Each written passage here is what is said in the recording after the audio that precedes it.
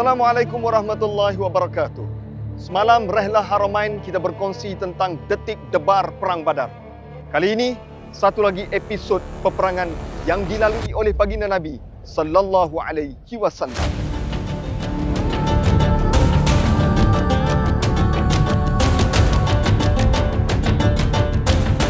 Selepas kekalahan yang amat memalukan kafir musyrikin dalam peperangan Badar, mereka tidak berpuas hati kerana ketua mereka Abu Jahal telah mati dalam peperangan Badar. Maka mereka mula menyerang umat Islam di Madinah. Dan di sinilah medan pertempuran Perang Uhud.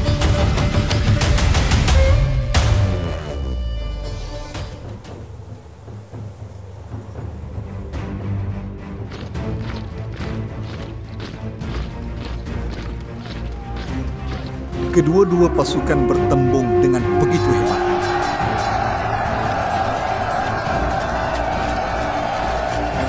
Tentera Islam berjuang dengan penuh keberanian.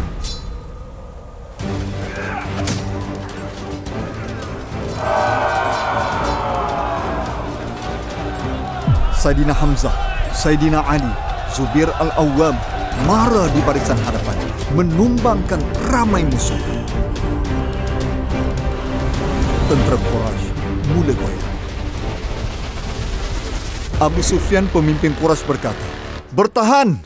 Jangan biarkan mereka menang lagi. Kita telah tewas dalam Perang Badar. Kali ini kita tak boleh kalah." Namun tentera Quraisy mula melarikan diri. Melihat tentera Quraisy lari, sebahagian pasukan memanah turun dari Bukit Uhud, mengambil harta rampasan perang.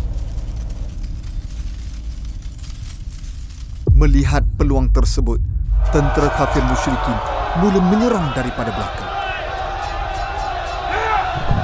Khalid Al-Walid berkata, "Serang mereka dari belakang! Mara!" Dalam situasi kekacauan tersebut, Nabi sallallahu alaihi wasallam diserang dan cedera.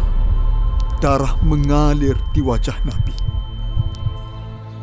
Allahu Akbar. Subhanallah. Inilah lokasi yang paling hampir di kaki Bukit Uhud di mana Nabi sallallahu alaihi wasallam tercedera diserang oleh kafir musyrikin. Dan Nabi telah dibawa di kawasan ini untuk dirawat dan dipapah oleh Talhah bin Ubaidillah.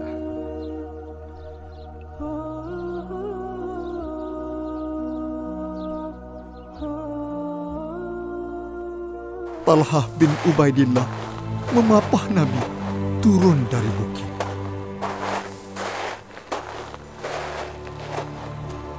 Setelah melihat tentera Islam mula berundur, lalu tentera Quraisy menghentikan serangan dan mereka menganggap mereka sudah menang.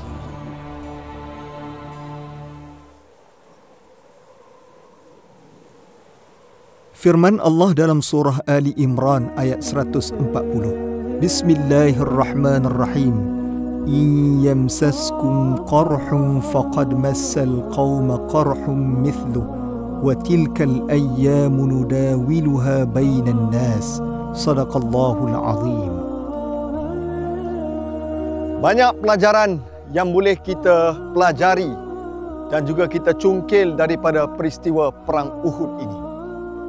Allah Subhanahu wa taala telah menentukan naratif Perang Uhud ini. Umat Islam pada kali pertama, fasa yang pertama, telah menang. Namun disebabkan ujian harta rampasan perang yang terhidang kepada mereka, pasukan memanah turun untuk mengambilnya dan serang hendap dibuat oleh kafir musyrikin sehingga umat Islam berundur dan berlaku kecederaan kepada baginda Nabi sallallahu alaihi wasallam. Dalam hidup kita ini, dalam menempuh ujian kehidupan, ada perkara yang Allah Ta'ala menguji kita. Ada manusia diuji dengan kemiskinan, ada manusia diuji dengan kekayaan, ada manusia diuji dengan pangkat, ada manusia diuji dengan keluarga dan sebagainya. Ujian-ujian ini adalah untuk mencari siapakah yang paling beriman dan bertakwa kepada Allah Subhanahu wa taala. Perang Uhud bukanlah ketewasan kepada tentera Islam, tetapi satu kejayaan yang akan datang kepada umat Islam setelah mara lepas daripada Perang Uhud. Mudah-mudahan kita belajar sesuatu daripada peristiwa ini.